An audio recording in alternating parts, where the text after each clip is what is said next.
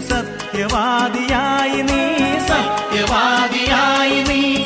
കേട്ടറിഞ്ഞു വിശ്വസിക്കാൻ സാധ്യമല്ലെന്നോതിനി, തൊട്ടറിഞ്ഞു വിശ്വസിച്ചു സത്യവാദിയായി നീ.